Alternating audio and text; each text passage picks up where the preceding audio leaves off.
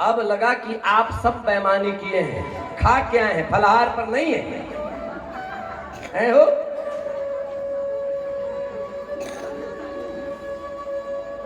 क्या करते हो तेरा मेरा, लगा रहेगा आने जाने का फेरा। और फिर सूत जी ने महाराज, उसके बाद सूत जी ने भगवान नारायण को प्रणाम किया, नर और नारायण को प्रणाम किया, देवी सरस्वती को प्रणाम किया, व्यास जी को प्रणाम किया। नारायणम नमस्कृत्य नरम चैव नरोत्तमम देवीं सरस्वती व्यासम ततो जया मुदीरे। इन सबको प्रणाम करके महाराज सूत जी प्रारंभ करते हैं।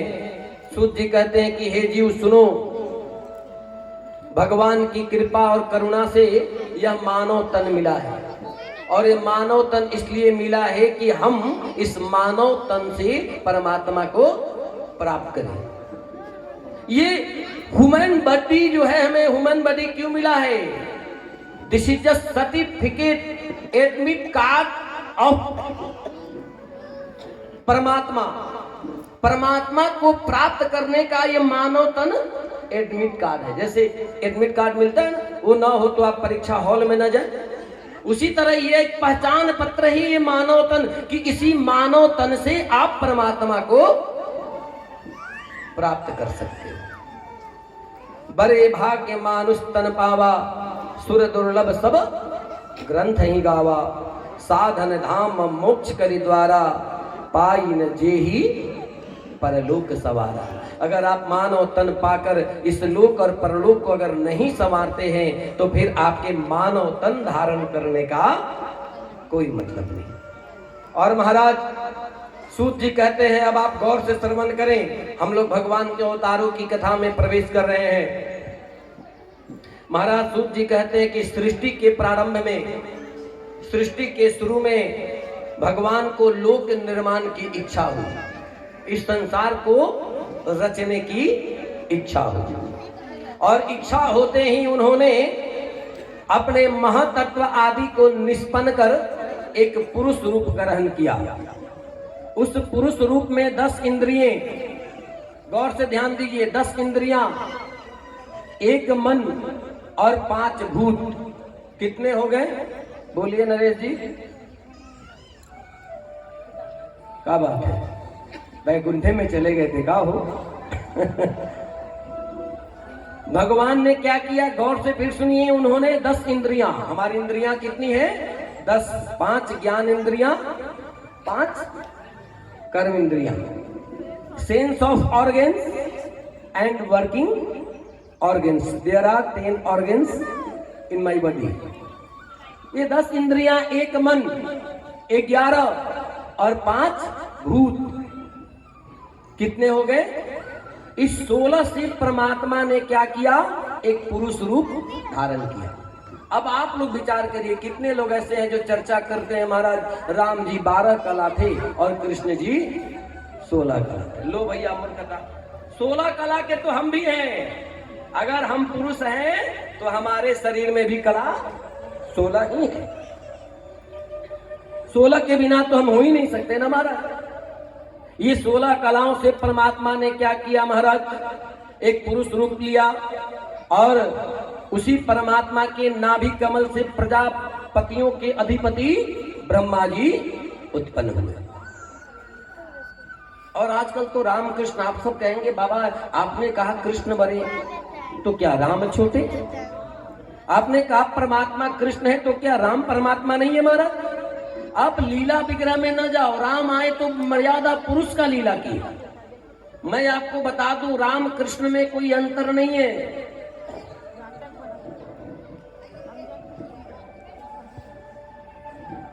राम कृष्ण दो एक हैं, राम कृष्ण दो एक हैं, अंतर नहीं निमेष। एक के नयन गंभीर हैं, एक के चपला विशेष। कन्हैया जी महाराज नैन मटक्का, नैनों को भटकाते रहते, और हमारे राम जी बड़े मर्यादित नैन रखते हैं महाराज। उनका नैन लड़ा एक बार बस जनक जी के दरबार में पुष्प वाटिका में। जगत जननी सीता और दो नैन मिले, दो नैन मिले, दो नैन मिल के चार हुए। और उसी जनक जी के कुल में निमि जी का वास इस पलक में है। जब राम और सीता का वो नयन मिला तो पलक की गिरना बंद हो गई। काहे को? निमि जी जो पलक में रहते हैं, देखिए हमारे कुल की अब एक बेटी है और अपने होने वाले पति से अब आंखें मिला रही है, तो मुझे यहाँ रहना उचित नहीं है, इसलिए निमि जी ने इस निमि को छोड़कर चले गए, इसलिए पलकों ने गिरना बंद कर दिया। महाराज, एक लीला पुरुषोत्तम है और एक मर्यादा पुरुषोत्तम है। उन्होंने मर्यादा के लिए रूप धारण किया और भगवान ने लीला तो राम भी की। राम की ही अधूरी लीला कृष्णावतार में रास लीला बनी महाराज। लेकिन राम की लीला क्या है? पर्दे में है। कृष्ण की लीला मंच पर है। क्योंकि राम जब लीला करने वाले थे 26 वर्ष की अवस्था हो गई। 16 वर्ष में तो प्रभु 17 वर्ष लगभग 18 हो गया था। राम का विवाह हुआ, सीता जी लगभग 6 वर्ष की थी, 11 वर्ष अयोध्या में रही, तब वन में गए महाराज। कृष्ण कन्हैया ने 6 वर्ष में सारी लीलाएं कर दी, रास लीलाएं वगैरह। खैर इसकी चर्चा तो हम करेंगे ही महाराज। और ब्रह्मा के नाभि, विष्णु के नाभि कमल से ब्रह्मा जी उत्पन्न हुए महाराज। और फिर ब्रह्मा जी के बाद उस परमात्मा के प्रधान 24 अवतारों की चर्चा आती है। हालांकि भागवत में 22 अवतारों का नाम है, लेकिन अन्य ग्रंथों से 2 आया है। भगवान के 24 अवतारों का नाम आता है महाराज, आप लोग गौर से सुने। भगवान ने प्रथम 4 अवतार के रूप में सनक, सनंदन, सनातन और सनत कुमार, ये प्रथम रूप में भगवान 4 आए। इन चारों ने ब्राह्मण के रूप में अवतार लिया, अखंड ब्रह्मचर्य का पालन किया और सदैव हरि शरणम का कीर्तन करते हुए परमात्मा के ध्यान में लग गए। दूसरी बार भगवान ने शुक्र रूप धारण किया, तीसरी बार भगवान ने नारद, चौथे बार नर और नारायण, 5वीं बार भगवान ने कपिलावतार लिया। भगवान का 6ठा अवतार दत्तात्रेय अवतार, जो अत्रि और अनसुईया जी के संयोग से। 7वां अवतार भगवान का रुचि प्रजापति की आकुति नामक कन्या से यज्ञ नारायण के रूप में हुआ। बोलो यज्ञ नारायण भगवान की।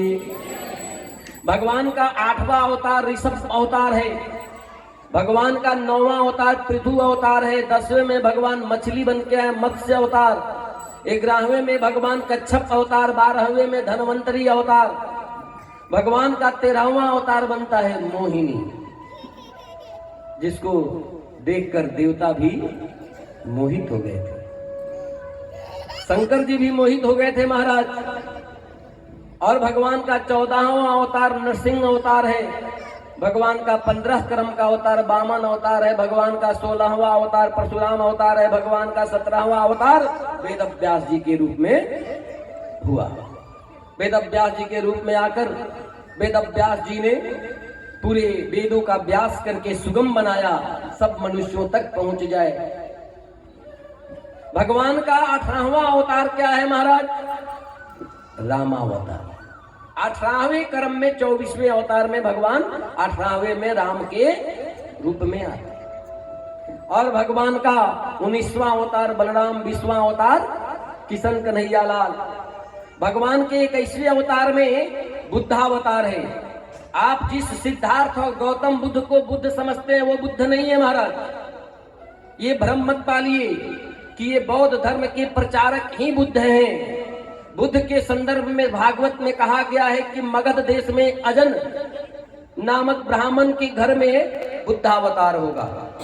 ये जो गौतम बुद्ध है ना, इनको बुद्धत्व की प्राप्ति हुई थी। Gautam Buddha is the receiver of बुद्धत्व। और उन्होंने इस सिद्धांत दिया बौद्धम शरणम गच्छामि, अर्थात कोई बुद्ध थे जिनके यहाँ जाकर इनको बोध गया में क्या हुआ था? ज्ञान हुआ। बोध गया मतलब जाकर बोध हुआ, परमात्मा का ज्ञान हुआ, अर्थात बुद्ध कोई और है, लेकिन बुद्धत्व प्राप्त हो गया तो बुद्ध हो गए। तो ये बुद्धावतार हुआ। और 22वां अवतार भगवान का कल्कि अवतार, जो आगे होगा। ये जो कलियुग है 1,32,000 में से लगभग 5600 वर्ष बीत चुका है। 1,27,000 कुछ बाकी है। इस कलियुग का प्रारंभ एक चरण धर्म है, उसके बाद अधर्म का शासन होगा। वह अधर्म और धर्म क्या है महाराज? तुलसी का वृक्ष केवल आपके यहाँ 7-8 महीना से ज्यादा हरा भरा नहीं रहेगा, सूख जाएगा, नदियां सूख जाएंगी, वर्ण व्यवस्था बिगड़ जाएगी, पुत्र घर से माता पिता को निकालकर बाहर कर देंगे। ये सब आप पढ़े हैं, सुने हैं कल की कथा में। भगवान का 2 अवतार की चर्चा भागवत में नहीं है, अन्य ग्रंथों में हय हंस और हय ग्रीवा अवतार, ये मिलाकर भगवान के 24 अवतार हैं। और सुखदेव जी कहते हैं, वेदव्यास जी, सूत जी कहते हैं कि शौनकादि मुनि भागवत शास्त्र की रचना का आधार है कि द्वापर युग समाप्त होने वाला था। वेदव्यास जी बड़े विषाद में बैठे थे। उन्होंने 17 पुराणों की रचना कर ली थी, लेकिन उनके मन को संतोष नहीं मिला। इसीलिए सरस्वती नदी के तट पर महाराज वेदव्यास जी चिंता में बैठे हैं, विषाद में बैठे हैं। उसी समय नारद जी का समागम हुआ। नारद जी ने पूछा, महाराज व्यास जी, आप जैसा व्यक्ति इतना दुखी? व्यास जी ने कहा, मुझे समझ में नहीं आ रहा है। मैंने धर्म की व्याख्या करने के लिए, वेद की व्याख्या करने के लिए 17 पुराण लिख डाले, फिर भी मेरे मन को संतोष नहीं। महाराज नारद जी ने कहा, महाराज आप कहाँ भटक रहे हैं? आपने यह जो 17 पुराणों की रचना करी, इसमें किसी भी पुराण में आपने भगवान की विशुद्ध भक्ति नहीं लिखी। इसलिए आप ऐसे पुराण की रचना करें जो सारे पुराणों का सार तत्व हो और जिसमें भगवान की विशुद्ध भक्ति। और नारद जी ने उपदेश दिया।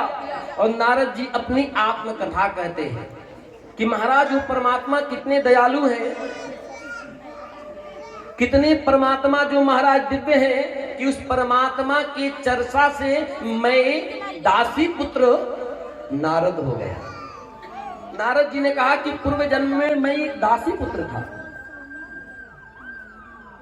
मेरे पिता के जाने के बाद मेरी माँ ब्राह्मणों का एक स्थल था, उस ब्राह्मणों के घर में जाकर शरण ली और मैं भी वहां रहने लगा। मैं भी ब्राह्मण बालकों के उशिष्ट को खाता और वहां सेवा में लगा रहता। एक बार आप सब जानते हैं ना, चतुर्मास श्रावण से प्रारंभ कर लीजिए, ऐसे तो आषाढ़ से ही है, लेकिन मान लीजिए श्रावण से चतुर्मास का समय आया और अनेक ऋषि संत वहां पधारे और मैं पूरे 4 महीना उन ऋषियों की सेवा किया और उनका सत्संग सुनता रहा। समय पूरा हुआ, कार्तिक आया, ऋषि लोग को जाने में 4-5 दिन शेष था। मैं एक ऋषि का चरण पकड़ लिया। मैंने बोला कि मुझे भी अब लेके चलिए, मुझे इस गृहस्थी में नहीं रहना है, आपके साथ चलना है, परमात्मा को प्राप्त करना है। ऋषियों ने आदेश दिया कि बच्चे तुम्हारी माँ है, माँ की सेवा कर, फिर तुम बाद में विरक्त होना। नारद जी ने कहा कि उन ऋषियों के जाने के बाद मैं दुखी हो गया, लेकिन अपने कर्तव्य का परायण करने के लिए माँ की सेवा और भगवान के भजन में लगा रहा। एक समय आया, मेरी माता जी का देहांत हुआ। नारद जी ने कहा कि प्रभु जब मेरी माता जी का देहांत हो गया तो एकेन उष्णम एकेन शिष्णम, मेरे एक आंख से गर्म आंसू और एक आंख से ठंडे आंसू निकलने लगे। बड़ी विचित्र बात। लेकिन नारद जी ने सबके आंखों में आंसू का 2 प्रकार है, एक गर्म और एक ठंडा। आपके खुशी का आंसू ठंडा निकलता है, दुख का आंसू गर्म। लेकिन नारद जी में विचित्र क्या है, नारद जी के एक आंख से गर्म और एक आंख से ठंडा। नारद जी ने कहा, महाराज एक और मेरी माता के जाने का मुझे दुख था, इससे मेरे गर्म आंसू निकल रहे थे। दूसरी ओर चलो बंधन से मुक्त होकर अब पूर्णतया मैं परमात्मा के सेवा में लगूंगा, इसलिए सुखी के आंसू निकल गए। और नारद जी ने कहा महाराज फिर तो मैं भगवान की भक्ति में रहा, तप करने लगा। अंत समय आया तो परमात्मा ने मुझे आदेश दिया कि इस जन्म में तुम्हें तो मेरा दर्शन नहीं होगा, लेकिन तुम पुनः ब्रह्मा के मानस पुत्र में आओगे और तब तुम मुक्त संत हो जाओगे। वैसे परमात्मा की विशुद्ध भक्ति आप करें। और महाराज वेद व्यास जी ने नारद जी का प्रसंग सुनकर महाराज इसी भागवत की रचना करी और यह भागवत अपने पुत्र सुखदेव जी को सुनाया। आप विचार करें, आपने भी 10 मिनट पहले श्रवण किया कि सुखदेव जी बैरागी थे, जन्म लिए कपड़ा भी नहीं पहनते थे, चले गए बैरागी लेने। वैसे सुखदेव जी महाराज फिर भागवत पढ़ने को माने क्यों? कैसे माने महाराज? वेद व्यास जी ने देखा कि बड़ा तपस्या से शंकर जी को प्रसन्न कर पुत्र मांगा, पुत्र आ भी गया तो बैरागी हो गया। ये भागवत में दूं किसे? अपने अन्य शिष्यों को, किसी को वेद दिया, किसी को वेदांग, किसी को शिक्षा, किसी को कल्प, सबको सब कुछ दिया, किसी को कोई शाखा, लेकिन भागवत किसे दें? जो परम बैरागी हो। पुत्र तो बैरागी है लेकिन इतना भी बैरागी है कि बैठ के पढ़ेगा नहीं। तो महाराज वेद व्यास जी ने एक लीला, वेद व्यास जी ने अपने 18,000 भागवत के कुछ श्लोकों को अपने शिष्यों को पढ़ाया। और जहां सुखदेव जी बैठ के आंख बंद कर परमात्मा का ध्यान करते और कीर्तन कर रहे थे, वहीं पर अपने शिष्यों को भेजा। सुखदेव जी ध्यान में तन्मय है, परमात्मा का ध्यान कर रहे हैं और शिष्यों ने जो 2-4 श्लोक पढ़ा था वह जाकर वहां गाने लगे। शिष्यों ने गाया, बरहा पीडम नटवर बपुः कर्णयोः कर्णिकारम् बिभ्रदास कनक कपिशं वैजयंतीं च माला। क्या सुंदर व्याख्या है, क्या सुंदर स्वरूप है। रंध्रान वेणोरधर सुधया पूरयन्त गोपवृन्दै वृन्दारण्यं स्वपदरमणं प्राविशत् गीतकृतिः। महाराज जब यह एक श्लोक वेद व्यास जी के कानों में गया, उनका ध्यान भंग हो गया, भंग हो गया ध्यान। महाराज जी कौन है? मैं जिसका ध्यान करता हूं उससे भी सुंदर, दिव्य। तब तक व्यास जी के शिष्यों ने दूसरा श्लोक, महाराज अहो बकीयम स्तनकालकूटम। बकीयम कौन है? बकी पूतना। क्यों पूतना बकी है? बक्कासुर की बहन, भाई बक्कासुर तो बहन बकी। और जो बकबक करे वो भी बकी। बैठे हैं कथा में, चिंता कर रहे हैं पड़ोसी का। महाराज लोग कल आप आए थे ना? अच्छा आज आ गए हैं, कल का देखो। अरे महाराज भगवान को सुनो।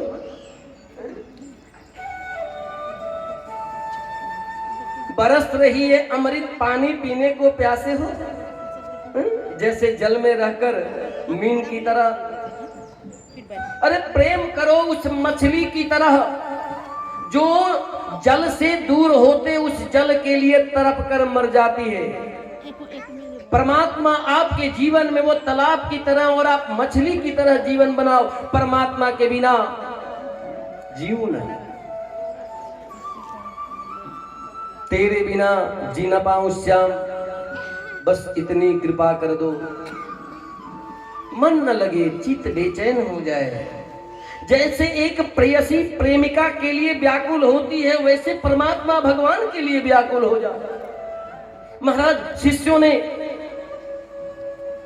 दूसरा श्लोक का दूसरा पद गाया, अहो बकीयम स्तन कालकूटम।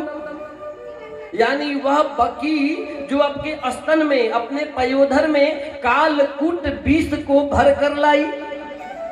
क्यों? मारने को। और जिघाम सयासाय यदप्य साधवी लेभे गतिम धात्रयुचितां तनोयम। और वैसी स्तन में विष भरने वाली पुतना को भगवान ने धात्री माता के समान स्वरूप देकर जिनको मुक्त किया, जिनकी गति बनाई, कमवा दयालुम शरणम ब्रजेमा। वैसे दयालु भगवान के शरण में न जाए तो किसके शरण में जाओ? बोलो भक्त वत्सल भगवान की। फिर वही बात है, लगता है फिर फलाहार करके आए हैं। बोलो करुणा निधान की। और महाराज यही श्लोक सुनना था कि सुखदेव जी का ध्यान भंग हो गया और महाराज तुरंत शिष्यों को पकड़े, बोले ये तुम्हें कौन पढ़ाया? और ये इतना ही है कि और है? शिष्यों ने कहा कि भाई मेरे पास तो 2-4 ही हैं, लेकिन मेरे गुरुजी के पास ऐसा 18,000 परा है। तब वैसे सुखदेव जी आए, पिताजी का चरण पकड़ लिए महाराज और चरण पकड़कर भागवत को ग्रहण किए महाराज। और सुखदेव जी उधर भागवत पढ़ रहे हैं और सुखदेव जी का भागवत चल रहा है, तब तक इधर की घटनाएं घटती है महाराज। क्या घटती है महाराज? इधर महाभारत का युद्ध हो चुका है। युद्ध का अंतिम 18वां दिन है। दुर्योधन अंतिम अवस्था में कुरुक्षेत्र के उस मरण भूमि में पड़ा है। शरीर पर घाव लगे हैं। आकाश में कुछ गिद्ध मर्रा रहे हैं, क्योंकि गिद्धों की एक आदत होती है, गिद्ध जिंदा नहीं खाते, मरने का इंतजार करते, जब मर जाता तब खाते। गिद्ध वहां लपटाए हैं कि अब दुर्योधन जाए तो भक्षण करे महाराज, और दुर्योधन उन सबको भगाने में लगा है महाराज। दुर्योधन की यह पीड़ा देखकर अश्वत्थामा से रहा न गया। अश्वत्थामा आया और कहा, मित्र तुम्हारी पीड़ा मुझे देखी नहीं जाती, बड़े उदास लगते हो। दुर्योधन ने कहा, मित्र बस इतना ही दुख है कि मेरे 100 भाई मारे गए और उस पांडव मेरे शत्रु 5 के 5 जिंदा है, यही खाए जाता है। मैंने कहा ना भी मत्सर, दुर्योधन का मत्सर नहीं मरा। दुर्योधन ने कहा अगर एक भी मर जाए ना थोड़ा संतोष मिले। अश्वत्थामा ने कहा, भाई अभी कुछ नहीं बिगड़ा है, मैंने तेरा नमक खाया है, नमक का कर्ज अदा करूंगा। दुर्योधन ने कहा, अब क्या करोगे महाराज, अब तो न सेना न कुछ, युद्ध कैसे होगा? पांडव तो जीत गए हैं, उनका तेज भी है महाराज। अश्वत्थामा ने कहा, भाई चिंता न करो, मेरे पास एक पढ़ाया हुआ ज्ञान है, विद्या है। उलुक काक युद्धम, उल्लुक और काक का युद्ध का एक है कि एक बार कौवे बड़ा तंग करते थे दिन में उल्लू को, तो उल्लू को मौका मिला, रात का फायदा उठाया। कौवे सोए थे, अकेला उल्लू गया, पूरे रात कौवों को चोंच मार मार कर अपना पंख से नष्ट कर दिया। अश्वत्थामा ने बोला, मेरे पास ज्ञान है और अभी 3 लोग बचे हैं, तुम बचे हो तब तक राजा हो, मुझे सेनापति बना दो। और कृपाचार्य और कृतवर्मा को सेना, ये लोग जीवित थे, और मैं एक नहीं 5 पांडव को मारकर उनका सर काट कर तेरे सामने रख दूंगा भाई, तेरे नमक का कर्ज अदा कर दूंगा। और महाराज अश्वत्थामा चल पड़ता है। उधर पांडव युद्ध जीत चुके हैं महाराज। युद्ध को जीतने के बाद भगवान कन्हैया ने लीला करके 5 पांडव और द्रौपदी को कहा, चलो थोड़ा सा आनंद ले शाम में। पांडवों के 5 द्रौपदी के पुत्र मुंह को ढककर वस्त्र से सोए हुए थे। अश्वत्थामा गया और यह समझा कि यह पांडव का वंश है।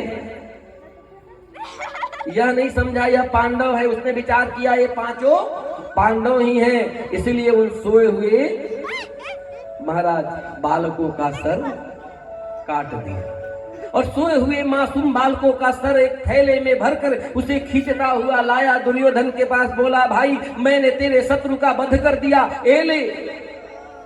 दुर्योधन ने कहा भाई मेरी बड़ी लालसा थी कि मैं भीम का सर पकड़ कर फोड़ूं, तुम भीम का सर दो महाराज। और जैसे ही उसने भीम का दूसरा सर दिया, दुर्योधन जैसे लिया बोला फेंका दूर, बोला नहीं ये भीम नहीं हो सकता, ये तो बड़ा मासूम सर लग रहा है, तूने क्या किया, तूने बड़ा अनर्थ कर दिया, ये पांडव का सर नहीं है, ये तो हमारे कुल के वंश का जो मुझे तर्पण और पिंडदान देने के लिए थे, तूने उसको मार दिया, ये तो मेरे शत्रु भी नहीं थे महाराज। दुर्योधन भी दुखी हो गया महाराज। और अश्वत्थामा भी इस कुकृत से थोड़ा सा मंद बुद्धि का हो गया, विचलित हो गया, मन में भय आ गया कि अब मुझे पांडव छोड़ेंगे नहीं, इसलिए वह वहां से भागने लगा। इधर जब द्रौपदी पांचों पांडव आए, द्रौपदी ने अपने 5 पुत्रों को मरा हुआ पाया, द्रौपदी चित्कार करके रोने लगी महाराज। द्रौपदी रोने लगी महाराज। सेनाओं से पता लगा कि अश्वत्थामा आया था, यह उसी का कृत्य है, इसलिए अर्जुन ने प्रतिज्ञा कर डाली कि द्रौपदी जिस अश्वत्थामा ने तेरे पुत्रों को मारा है मैं उसे मार कर लाऊंगा, तब तुम अपने पुत्र का मृत स्नान करना। और महाराज अर्जुन भगवान कन्हैया के साथ रथ लेकर अश्वत्थामा के पीछे चल। अश्वत्थामा भागता रहा, जब कोई विकल्प न मिला तो अश्वत्थामा ने ब्रह्मास्त्र का संधान कर दिया। अश्वत्थामा ने ब्रह्मास्त्र छोड़ दिया महाराज। ब्रह्मास्त्र का तेज बड़ा भयंकर होने लगा तो कन्हैया ने कहा अर्जुन तुम भी ब्रह्मास्त्र चलाओ। अर्जुन ने भी ब्रह्मास्त्र चलाया, दोनों ब्रह्मास्त्र टकराकर उत्पात मचाने लगे। तो फिर कन्हैया ने कहा अर्जुन तुम अपने ब्रह्मास्त्र को शांत करो। अर्जुन ने अपने ब्रह्मास्त्र को शांत तो कर लिया, लेकिन अश्वत्थामा को ब्रह्मास्त्र को चलाना आता था लेकिन बुलाना। और फिर अर्जुन ने अश्वत्थामा को बांध लिया, रथ के पीछे वाले पैदान पर डाल दिया और ले आकर द्रौपदी के सामने पटक दिया। और जैसे ही द्रौपदी ने देखा ये तो अश्वत्थामा है, गुरुपुत्र है, महाराज द्रौपदी बोली मुंच मुंच, हे पार्थ, हे पार्थ क्या कर रहे हो, छोड़ दो। अरे छोड़ दू, इसने तेरे पुत्रों का वध किया, छोड़ दू।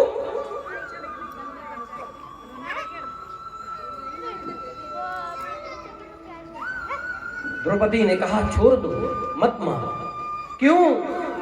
अयम द्रोण पुत्र, यह तुम्हारे गुरु का पुत्र है, प्रजारूपे न वर्तते, यह तुम्हारे द्रोण मरे नहीं है, तुम्हारे द्रोण ही पुत्र के रूप में यहाँ उपस्थित हैं। जिस आचार्य द्रोण ने तुम्हें धनुर्विद्या सिखाई, समस्त शास्त्र सिखाया, जिसने अपने पुत्र को भी नहीं सिखाया वह सब तुम्हें सिखाया, वैसा द्रोण मरे नहीं है। यह द्रोण पुत्र के रूप में तुम्हारे सामने उपस्थित है। और पुत्र पिता का ही रूप होता है। आप पुत्र को क्या कहते हैं? आत्मज। आत्मा वही जायते पुत्र, पिता के आत्मा से पुत्र की उत्पत्ति होती है, यह आत्मज है महाराज। छोड़ दो इसे, ये ब्राह्मण पुत्र है, इसे नहीं मारना है महाराज। लेकिन भीमसेन ने कहा अर्जुन नहीं मारोगे तो मैं मार दूंगा। अर्जुन बड़े विचलित, लड़ाई होने लगी तो अर्जुन ने केशव की ओर देखा, कन्हैया क्या करें, हमारा कर्तव्य क्या है, हमें करना क्या चाहिए महाराज। तब कन्हैया ने कहा हे अर्जुन मैंने ही तुम्हें आदेश दिया है, ब्रह्म बंधुर्न हंतव्य, ब्राह्मणों का वध नहीं करना है। अगर ब्राह्मण कोई अपराध करे ना, उसका बाल मुड़ा दे, उसका तेज छीन ले, उसका अपमान, यही उसकी मृत्यु होती है। इसलिए मैंने ही तुम्हें कहा है कि ब्राह्मण बंधु, ब्राह्मण बच्चे, ब्राह्मण को न मारो, और मैंने ही कहा है आताताई को न छोड़ो। जो सोए हुए बालक को, निरपराध लोगों को, स्त्री को, घर जलाने वाले, ऐसे सब लोग आताताई होते हैं। इनका मृत्यु दंड इनको दिया ही जाना चाहिए। क्या किया जाए?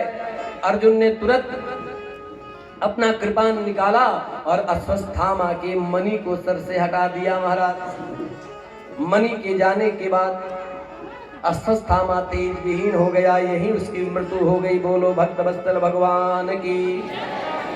लेकिन अश्वत्थामा ने जो ब्रह्मास्त्र चलाया था, उसका उद्देश्य था पांडव के बीज का नाश करना। इसीलिए वह ब्रह्मास्त्र अर्जुन की बहू अभिमन्यु की पत्नी उत्तरा गर्भवती थी। उत्तरा के गर्भ में वह ब्रह्मास्त्र जाकर उत्तरा के गर्भ को नष्ट कर उत्तरा को पीड़ा दे रहा था। इधर भगवान कृष्ण जाने को तैयार थे हस्तिनापुर से अपने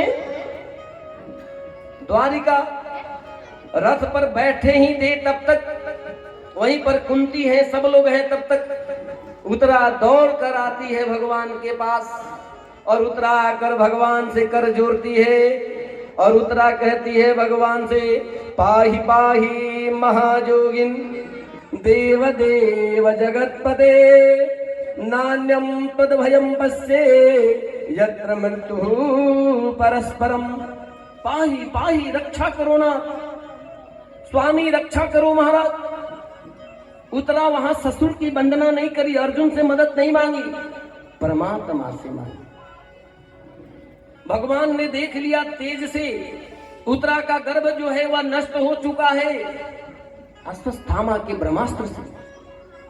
भगवान ने कहा, उत्तरा, तेरे गर्भ को बचाने के लिए मुझे तेरे गर्भ में जाना पड़ेगा। उत्तरा ने कहा, तू जाओ। भगवान ने कहा, लेकिन किसी स्त्री के गर्भ को छूने का अधिकार केवल पति का होता है, मैं कैसे आऊं?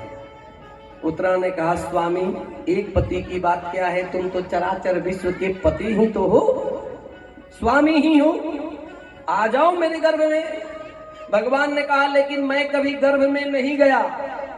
अच्छा विचार करिए, भगवान गर्भ में गए क्या? रामावतार में भगवान ने भय प्रकट कृपाला दीन दयाला कौशल्या हितकारी भगवान प्रकट हुए, और कृष्णावतार में भी भगवान पहले अपना रूप दिखाएं, आदेश दिए, प्रकट ही होते हैं महाराज। जन्म लेना तो लीला मात्र है। भगवान ने कहा, मैं किसी के गर्भ में नहीं जाता। उत्तरा ने कहा, महाराज ठीक है नहीं जाते, लेकिन तुम भक्तों के लिए अपने वचन को कितने बार तोड़े हो, नियम को तुम बदले हो, आज बदल दो। तूने कसम लिया, प्रतिज्ञा लिया था कि महाभारत के युद्ध में मैं शस्त्र नहीं उठाऊंगा, लेकिन तूने पितामह के लाज को रखने के लिए, उनके वचनों की मर्यादा के लिए शस्त्र धारण किया, प्रतिज्ञा तोड़ दिया। तूने युद्ध में मैं कहीं भी सांकेतिक भी समर्पित नहीं होऊंगा, लेकिन तूने दुर्योधन की जंघा को तुड़वाने के लिए ताल ठोककर इशारा किया। कितने बार नियम बदले हो और तुम कहते हो ऐसा न होगा, बदल दो। महाराज, भगवान सूक्ष्म रूप बनाकर उत्तरा के गर्भ में जाकर और उत्तरा के बालक की रक्षा किए, और वही बालक जो जन्म हुआ, जिसके लिए भागवत कथा हुई, उन्हीं महाराज परीक्षित जी का समय आने पर जन्म हुआ। बोलिए परीक्षित जी महाराज की जय। परीक्षित जी वही बाद में जन्म लिए, उत्तरा के गर्भ की रक्षा हुई महाराज। और उसके कुछ ही दिन बाद भगवान जाने को तैयार हुए। कुंती महारानी ने भगवान की दिव्य स्तुति करी है महाराज। कुंती महारानी के द्वारा भगवान की 26 श्लोकों में स्तुति है। अब उन सबका अगर वर्णन किया जाए तो बड़ा समय लगता है। कुंती महारानी ने भगवान से अनेक प्रकार से कहा कुंती महारानी ने कहा, जब मेरी बहू अकेली पड़ी थी सभा में, तुम भगवान सारी बनकर आए और मेरे बहू की लज्जा बचाए। अच्छा विचार करिए, जब द्रौपदी की लज्जा जा रही थी तो कुल खानदान के सारे लोग थे, वहां ऐसा कोई नहीं था जो दिव्य न हो। उसके बीच भी उस द्रौपदी की लज्जा कौन बचाया? परमात्मा। कविगण कहते हैं कि नारी बिच सारी है या सारी बिच नारी, नारी ही की सारी है या सारी ही की नारी। पता ही नहीं चला, भगवान वस्त्रावतार बन गए थे महाराज। महाराज कुंती महारानी प्रणाम करती है, महाराज दिव्य स्तुति करती है भगवान की। और फिर भगवान उसके बाद कुंती महारानी से कहते हैं, बुआ आप भतीजे की वंदना कर रही हो? तो मैं तेरा भतीजा हूं ना, तेरे भाई का बेटा। कुंती ने कहा, देखो तुम लीला के लिए मेरे भतीजे बन गए, अर्जुन के सखा बन गए, भीम के छोटे बन गए, नकुल सहदेव के बड़े बन गए, लेकिन तुम हो कौन मैं जानती हूं। मैंने बचपन से तेरी लीला देखी है। महाराज जब भगवान कंस के कारागार में अवतार लेकर जब नंदगांव चले जाते हैं ना, तो समय कुंती ही रोज नंदगांव में घूमकर और शाम को आकर वसुदेव और देवकी को हालचाल बताते, लल्ला कैसा है। कुंती ने बोली, मैं बचपन से जानती हूँ तू कैसा है छलिया, मैं जानती हूँ तुम परमेश्वर हो, जोगेश्वर हो, मुझे न छकाओ, मुझे बस तुमसे आज वरदान चाहिए महाराज। भगवान ने कहा, अच्छा बुआ ठीक है, नहीं मानती हो तो चलो भतीजा से कुछ ले ही लो, क्या चाहिए बुआ, आज तुम जो मांगो मैं देने को तैयार हूं। आप आश्चर्य करिएगा, कुंती महारानी ने जो भगवान से मांगा उसके लिए आज ये कलेजा जिगरा बड़ा होना चाहिए। तेरे जिगरे में इतनी दम नहीं, जो मांगी थी कुंती तू भी मांग ले। आप क्या मांगो? भगवान आ जाए तो क्या मांगे? खूब मांगोगे तो कहोगे भगवान घर दौलत जायदाद पोता पोती नाती झुमका, क्या क्या चाहिए। कुंती महारानी ने कहा, ठीक है जोगेश्वर कन्हैया, अगर देना चाहते हो तो मुझे केवल एक वरदान दो। क्या मांगती मैं वरदान एक, दे दो दुख जहान की। हे कन्हैया, मुझे जीवन में बार बार दुख मिलता रहे, बार बार मुझे दुख मिलता रहे। आप विचार करिए, कुंती ने दुख क्यों मांगा? कौन मांगता है दुख? कुंती ने कहा, सुख में दुख में सुमरन सब करे, सुख में करे न कोई। दुख आए तो भगवान क्या के हाथ जोड़े, बिलपत्र चढ़ाए। इतने लोग मंदिर आते हैं, बताओ ना भाई, बिना इच्छा का कौन आता? सब तो 5 गो बेलपत्तर और 2 गो रुपया और 1 रात में दीपक जलाकर और भगवान से करोड़ों मांगता रहता है। लो भैया, वो भी तिल का तेल डुप्लीकेट वाला, ओरिजिनल वाला तो मिलेगा भी नहीं महाराज। क्या लगना है महीना में 30 रुपया का बत्ती, अरे 100 रुपया में भगवान से करोड़ों मांगो, क्या फायदा? मांगो, भगवान से जुड़ो, बैठो, उनकी सेवा करो, उनकी सफाई करो, उनकी व्यवस्था करो। आप आते हो महाराज, कोई व्यक्ति आपके, अच्छा विचार करिए, जरा गौर से विचार करिएगा। आपके यहाँ घर में आपने खूब बढ़िया से सोफा ओफा सजा के रखा, मैट वैट लगा के रखा, आपके यहाँ 5 अतिथि आ जाएं, 5 दिन रह जाएं या 1 ही घंटा रहें और सब अस्त व्यस्त करके चले जाएं, तो आप मने मने क्या करते हैं? ईमानदारी से बताइए। पता नहीं कैसा जंगली आ गया, सबको रहने का तरीका नहीं, देहात से भोचर आ गया, घर खराब कर दिया, पीक ठूक दिया, अब हमें साफ करें, पूरा बढ़िया फर्श साफ था, अब पोछा लगाएं। और आप विचार करो, भगवान के घर को तो आप इससे भी ज्यादा गंदा करके आते हो महाराज। जबरदस्तियां अगरबत्तियां उनके मुड़िए पर खोसेंगे, कहीं मुड़ी पर खोसे तो बढ़िया से समझ जाए हो, कुछ तो मुंहों में खोसेंगे, कुछ तो पूरा 1 रुपया का सिंदूर जितना टिक दो। अरे भगवान के पास बैठिए, वो पास थे, उनसे कनेक्ट हुई, जुड़िए। ये टीका टीकी से कोई फायदा नहीं। अरे भगवान भी अच्छा लगेगा आप उनकी प्रेम से पूजा करें, अन्यथा कोई लाभ नहीं। महाराज कुंती महारानी ने कष्ट मांगा, फिर तो इसके बाद पितामह के महाप्रयाण का समय आता है। 5 पांडव पितामह कृष्ण पितामह भीष्म के पास जाते हैं, जहां पितामह भीष्म बाण की सैया पर पड़े हैं महाराज। सूर्य उत्तरायण हो गया। अच्छा, पितामह भीष्म कितने दिन बाण सैया पर पड़े? महाभारत का जो युद्ध शुरू हुआ वह भगवत गीता का उपदेश मार्गशीर्ष शुक्ल एकादशी, यानी मार्गशीर्ष शुक्ल एकादशी को युद्ध प्रारंभ हुआ। 18 दिन चला, अर्थात 4 दिन इसमें, अन्हारा का 5 दिन, 15 दिन, 15 4 19, यानी पौष कृष्ण चतुर्दशी युद्ध की समाप्ति। उसके